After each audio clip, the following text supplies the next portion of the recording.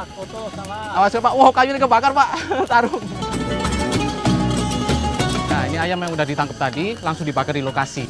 Dan uniknya bulunya ini nggak dicabut, tapi langsung ikut dibakar ya Pak ya? Iya. Kalau mangut di pesisir utara biasanya menggunakan ikan yang sudah diasap. Tapi kalau di sini biasa menggunakan ikan tongkol yang sudah dipidang ya Bu ya? Iya. Jadi rasa si ikan ini lebih gurih dan lembut, apalagi dipadu dengan kuah yang manis dan asam. Jadi waktu bikin serabi itu nggak perlu dibalik, karena wajan dan tutupnya terbuat dari tanah liat, jadi panasnya lebih merata. Sekilas tampilan jangan podonya, hampir seperti jangan rebung, tapi nggak ada aroma pesingnya. Rasa manis, gurih, dan lezatnya kuat banget. Jadi masyarakat daerah sini sudah terbiasa untuk melakukan tradisi ngelampet. Nah, ngelampet sendiri itu dalam bahasa untuk rasa bersyukur karena masyarakat daerah sudah diberikan mata air yang berlimpah ya Pak ya, dan dimanfaatkan untuk irigasi.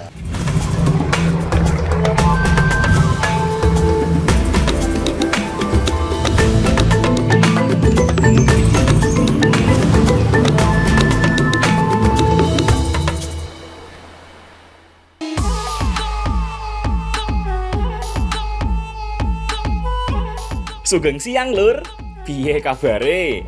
Apik to? Namaku Gatot. Aku pemuda asli Jawa Tengah. Sekarang kita masak ikan pindang tongkol yuk. Persiapan untuk buka puasa. Bu, meh rampung nih Bu. Nah, jadi waktu Lebaran biasa yang dimasak itu kan opor ayam. Nah, kalau di masyarakat daerah sini justru yang dicari jenis ikan tongkol seperti ini ya Bu. Biasa dimasak apa Bu? Mangut. Dimasak mangut.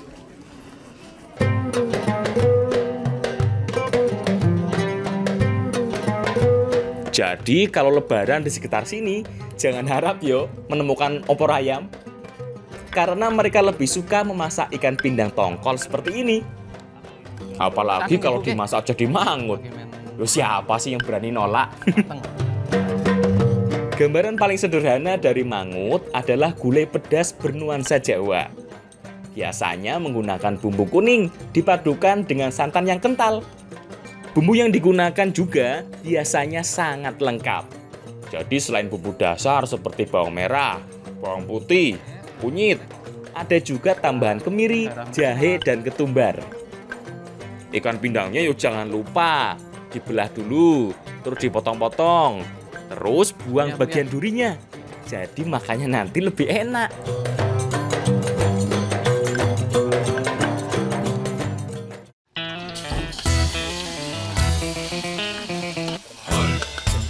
Sip, tinggal masak ya. Tumis semua bumbunya. Kemudian tambahkan sedikit air. Terus masukkan ikannya. Sampun Ibu, cekap nggih. Kalau mangut di pesisir utara biasanya menggunakan ikan yang sudah diasap. Tapi kalau di sini biasa menggunakan ikan tongkol yang sudah dipidang ya Bu ya.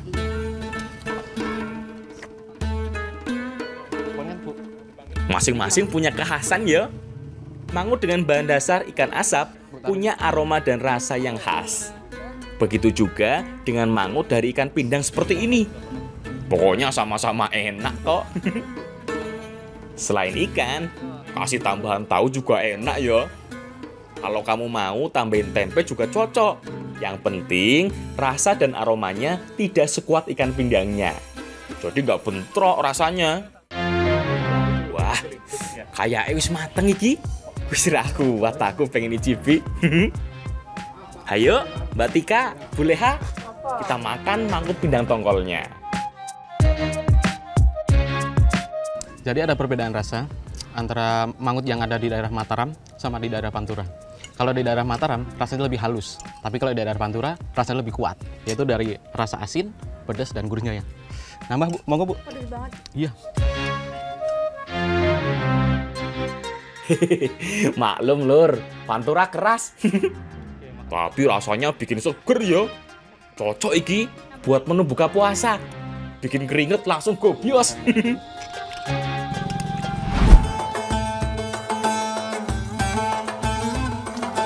Lur, masih di Kabupaten Kendal Ki. Sekarang pindah ke dekat pesisir. Tepatnya di Desa Tambasari. Aku lagi bantu ngurusin ikan-ikan tongkol ini. Wah, lumayan banyak yo ikannya. Tebak, ikan-ikan ini mau kita apain ayo? Jadi di Desa Tambaksari ini adalah tempat sentral pengolahan pindang tongkol ya Mas ya? Iya. Nah, ini setelah dicuci, dibungkus dengan koran. Agar nanti waktu direbus, dagingnya nggak pecah. Ngoten Mas, nggih? Nggih. Biasanya, ikan yang paling sering digunakan untuk diolah jadi pindang adalah ikan layang atau ikan lainnya yang berukuran kecil-kecil. Tapi kalau di Kendal ini, justru ikan-ikan tongkol inilah yang biasa diolah jadi pindang. Pada dasarnya, pindang adalah hasil olahan ikan dengan cara kombinasi perebusan dan penggaraman. Ini Mbak, tambah garam Mbak. Setelah dibungkus koran, pindang tongkolnya ini dikasih garam. Nah, uniknya itu posisinya di atas. Karena kalau ditaruh di dalamnya, makin asin ya Mas ya? Penggaraman yang pertama ini lebih bertujuan untuk menambah cita rasa. Makanya, letak garamnya berada di luar ya, biar nggak terlalu asin. Oh, kalau semua garam berada di dalam sih, nanti malah jadi ikan asin. Desa Tambaksari ini menjadi salah satu sentra pengolahan ikan pindang di Kabupaten Kendal. Satu tempat seperti ini biasa mengolah ikan pindang sekitar 2 hingga 6 ton dalam sehari.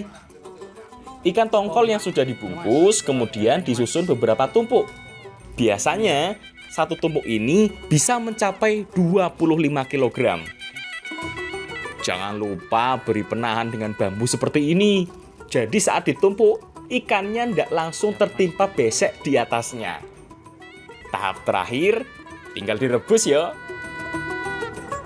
Berbeda dengan perebusan pindang ikan yang berukuran kecil, yang hanya butuh waktu beberapa menit. Tapi kalau ikannya segede-gede ini yuk, jelas lebih lama. Wah, buat ya Mas. Kesannya oke Mas, oke.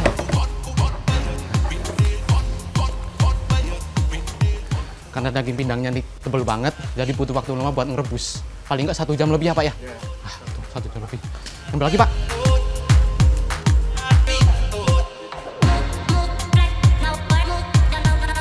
Minimal butuh waktu 1 jam 15 menit. Nah, sekali merebus biasanya langsung 4 tumpuk. Yuk kurang lebih minimal 1 ton lah.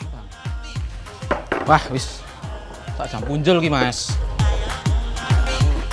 Hasil olahan pindang adalah produk awetan ikan dengan kadar garam yang rendah. Jadi jelas beda ya dengan ikan asin.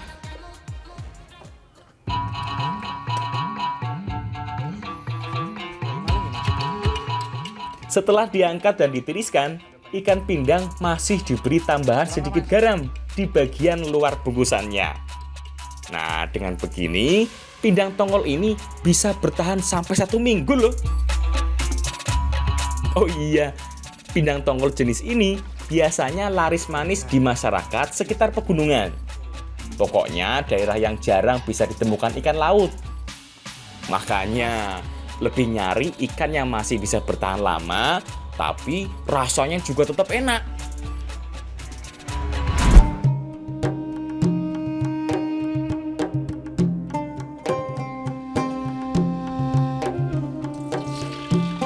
Lur, masak olahan lain yuk yang cocok untuk buka puasa lagi. Oh, masih dari pindang tongkol ini tentu. Sekarang kalian mau masak lagi nih, sesuatu dari tongkol. Yang pertama, tongkolnya sudah digoreng dulu. Kira-kira mau masak apa ya? Nanti ya, aku kasih tahu. Goreng dulu.